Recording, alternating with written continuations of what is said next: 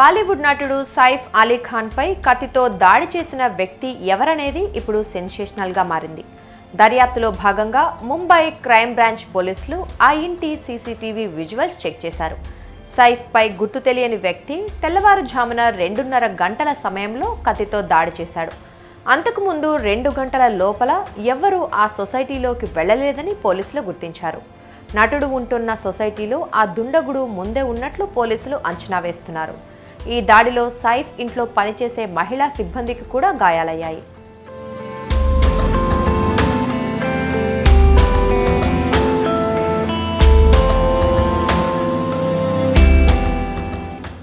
గుర్తు తెలియని వ్యక్తి తెల్లవారుజామున సైఫ్ అలీ ఖాన్ చిన్న కుమారుడు జేహ్ నిద్రిస్తున్న గదిలోకి వెళ్లాడని, ఇది గమనించిన జేహ్ కేర్ టేకర్ గట్టిగా అరిచారని పోలీసులు చెబుతున్నారు. జేహ్ కేర్ టేకర్ అరవటంతో సైఫ్ అలీ ఖాన్ వచ్చారని, దీంతో దుండగుడికి సైఫ్కి మధ్య పెనుగులాట జరిగిందని అంటున్నారు. ఈ పెనుగులాటలో సైఫ్ అలీ ఖాన్ను దుండగుడు కత్తితో 6 సార్లు పొడిచాడు.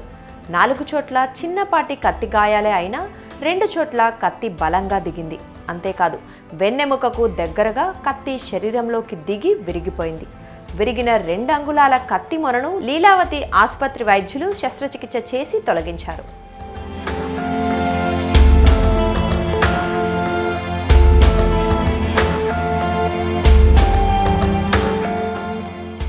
ముంబై పోలీసులు ప్రస్తుతం 7 ప్రత్యేక బృందాలను ఏర్పాటు చేసి నిందితుడి కోసం గాలింపు చర్యలు చేపట్టినట్లు తెలుస్తోంది. ఈ ఘటనను అన్ని కోణాల్లోనూ దర్యాప్తు చేస్తున్నారు.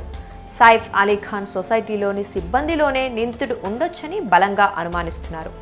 ఇప్పటికే సైఫ్కు చెందిన 5గురు సిబ్బందిని ప్రశ్నిస్తున్నారు. ఆ సొసైటీ గార్డ్ కూడా ఎవరిని చూడలేదని చెబుతున్నారు. దొంగతనం కోసమే ఈ దాడి జరిగిందా అన్న ప్రశ్నకు పోలీసులు స్పందిస్తూ దర్యాప్తు జరుగుతోందని పేర్కొన్నారు.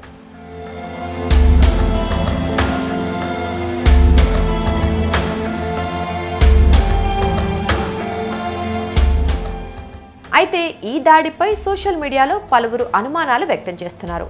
బాంద్రా వెస్ట్ ఏరియాలోని సద్గురు శరణ్ అనే లగ్జరీ అపార్ట్మెంట్స్ 10వ అంతస్తులో సైఫ్ అలీ ఖాన్ ఫ్లాట్ ఉంది. సద్గురు బిల్డర్స్ నుంచి 2012లో 23,50 లక్షల రూపాయలకు ఈ ఫ్లాట్ను సైఫ్ అలీ ఖాన్ కొనుగోలు చేశారు. 5 బెడ్రూమ్లు, జిమ్, మ్యూజిక్ రూమ్, 6 టెర్రస్ బాల్కనీలు, మరో ఎక్స్క్లూజివ్ బాల్కనీ, స్విమ్మింగ్ పూల్తో కూడిన అల్ట్రా లగ్జరీ ఫ్లాట్ ఇది.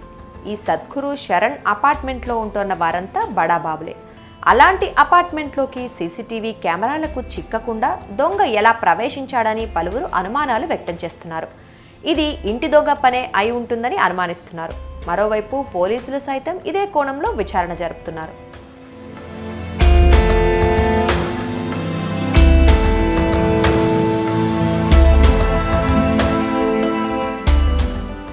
మరోవైపు దాడి జరిగిన తర్వాత సైఫ్ను ఆయన పెద్ద కుమారుడు ఇబ్రహీం అలీ ఖాన్ ఆటోలో ఆసుపత్రికి తీసుకొచ్చినట్లు నేషనల్ మీడియాలో కథనాలు వెలువడ్డాయి. దాడి జరిగిన సమయంలో ఇంటి వద్ద కారు సిద్ధంగా లేకపోవడంతో ఇబ్రహీం తన తండ్రిని ఆటోలో తీసుకువచ్చాడని సమాచారం.